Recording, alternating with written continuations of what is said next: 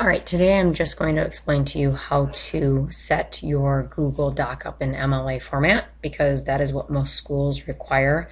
That is something we will require at Mona Shores High School until you graduate. So it's something you just need to remember. Most of you probably have done it in 8th grade, but I want to show you just because it might be a little bit different in Google Docs if you've often used Word. So obviously you'll create a document when you go to complete an outline. To change the title, you can change it up here. All you do is click on Untitled Document, and then you can put whatever title you want. So if it's your personal experience outline, you might say the cold that lasted for, for 2 years. That's the title of mine anyway. So you decide what your title will be. It shouldn't just be personal experience outline because that's not very exciting. And if you're writing an essay, we don't want it to be named personal essay. That's boring. We want something a little bit more exciting than that. So try to avoid those types of titles. All right. When you set it up in MLA format, you need to, I always say Times New Roman. Some teachers will allow Arial, but I don't because realistically it is bigger than Times New Roman, and to make it fair, I just say Times New Roman and 12 font. So over here on this area, you need to make sure that you have your heading. In the right-hand corner will be the header. So the heading will require, it'll be double spaced.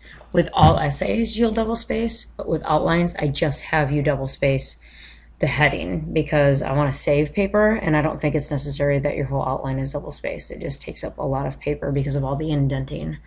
So you'll put your name. So I'm just going to use my maiden name so it doesn't look weird. And then you'll put your teacher's name. And then you'll put the title of your class. And then the date. The date will be set up like this. It'll be whatever the date is today, 16, or the day that the speech is due, 16 June 2014. Oops. Now, if it is a longer month, then you do abbreviate it. Even with April, you put APR period, September SEPT period.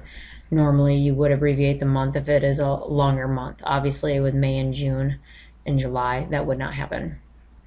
To do your header, you have to have that in the right-hand corner. It's your last name and the page number. So you just really start out with the page number. And to do that, you would go to Insert,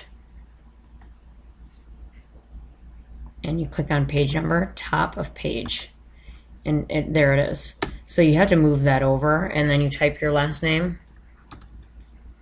It'll be Canals, and that all of a sudden turns to Arial when it should be Times New Roman, 12 font.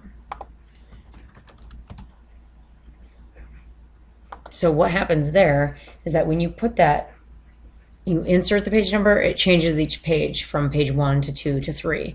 If you type in a page number, it will stay that page number throughout. So your second page would still say Foley 2 or Smith 2, or no, Smith 1, Foley 1. So just keep that in mind. It should always say go from 1 to 2 to 3 consecutively rather than the same number throughout. If it's the same number throughout, then you know that you just typed the number in. And I, as a teacher, know that as well. So make sure you're aware of that.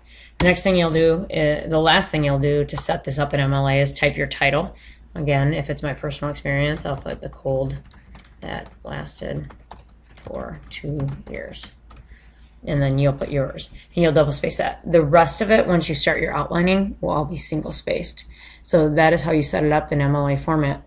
Really pretty simple.